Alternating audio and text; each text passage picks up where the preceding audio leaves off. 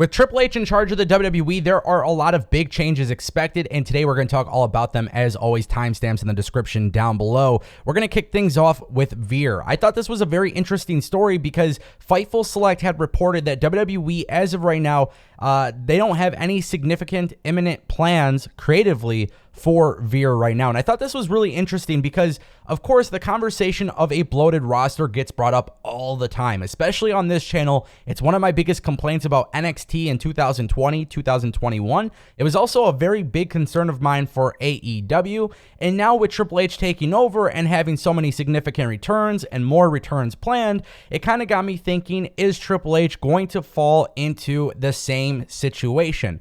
Now, I personally don't like a bloated roster because I feel like you got to use the people you have. And in Triple H's defense, he has pretty much inherited a roster that maybe he doesn't have plans for. And Veer appears to be one of those people where Triple H may not have plans from. Now, of course, with WWE trying to bolster up their tag team division, I wonder if this is going to be a situation where perhaps Triple H will think about reuniting Veer and Sangha from NXT 2.0 as a tag team.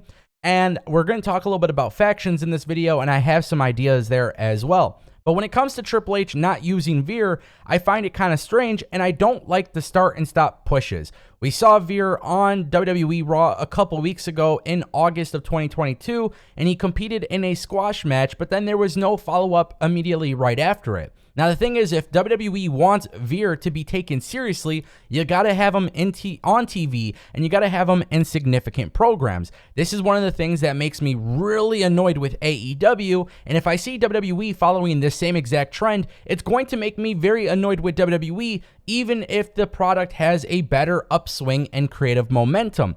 But now there is talks and there are rumors of WWE launching a new faction. You guys remember the Hurt Business? Well, it was one of my favorite factions throughout the COVID era of WWE, but however, now it appears that there might be some changes.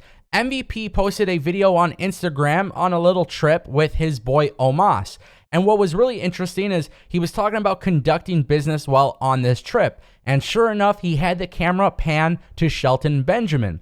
So there is this belief that perhaps MVP could be reforming the Hurt Business 2.0.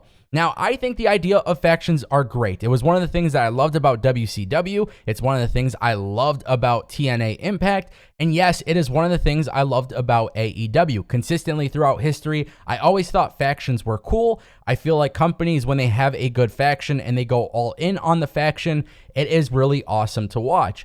And I really like the Hurt Business, but obviously Bobby Lashley is doing his own thing. He has catapulted to the top of the card. There is no way that MVP could bring back Bobby Lashley into the Hurt Business. And it got me thinking, if they are teasing a new faction with Omos and Shelton Benjamin, who could be a potential partner in this group? Now, I believe WWE has a couple people where creatively they're going to have a hard time adjusting them to the new roster. So somebody like Cedric Alexander being paired with Shelton Benjamin and Omos would be really good. I think it's going to make Omos look great. And the cool thing is Omos isn't going to have to do any of the heavy work in the ring, as he is going to have two really good veterans in the ring with him. And then, of course, being managed by MVP, it just elevates the group itself. But then I started seeing people talk about the possibility of adding Ricochet into the group. And this kind of got me thinking because Ricochet, I feel, has potential to be a big babyface in the WWE. And it looked like for a while Triple H would probably agree with that. However, if you do want to shake things up and you want to add some freshness to the product, adding Ricochet as a heel to the Hurt Business wouldn't necessarily be a bad idea. In a group like this, you're definitely going to want to have somebody with a high work rate. And Cedric Alexander and Ricochet are both two great examples of guys who can wrestle. Now, earlier in the video, I talked about the start and stop pushes. We saw Mustafa Ali and Cedric Alexander start tag teaming, but then WWE had no follow through with that. So it is a little bit of a concern when you're looking at it from the perspective of WWE creative. I want WWE to be really consistent here with what they're putting on TV, and I feel like Triple H has done a pretty damn good job since taking over WWE creative. But if you're going to go all in on a new faction and MVP is going to be the spokesperson, I want to see big things for this group. I also think since we're talking about factions and Veer has no creative plans, well, guys, maybe it's pretty simple. WWE has the Judgment Day, the Bloodline. You're starting to see a lot more groups pop up on WWE television. You can put Veer Sangha, Jinder Mahal together on WWE television. You can create a really good group out of that. And this way you actually have plans for Veer. And while you're at it, WWE is trying to bolster up the tag team division. So if you want to make the tag team division really good, now you have a whole bunch of groups and it's like a faction wars. And of course, there's rumors that WWE could potentially do a 6-man tag championship belt, which I'm not even entirely opposed to the idea of. But if WWE is going to consider adding 6-man tag championship belts first, I want to see those normal tag team championship belts become a little bit more elevated. The Usos have done a great job as a tag team champion, but I want to see this division get better and bigger before they can think about adding a 6-man tag championship. But for those people who are currently on the roster and Triple H may not be sure what to do with them, this could be a really good way of getting people involved and making it feel important again. With that being said, we got to talk more about Triple H and some of the changes he has, because it appears that WWE and Triple H specifically are looking at doing more gimmick changes in the company. Now, this makes a lot of sense if you've been paying attention to WWE Raw, SmackDown, and NXT. There has been a lot of significance behind the backstage interactions. So for one example, Nikki ASH and Doudrop potentially teasing a split. Nikki ASH taking off her mask and throwing it at Doudrop. Now, we've known for a while that certain people are expected to get a gimmick change in the future.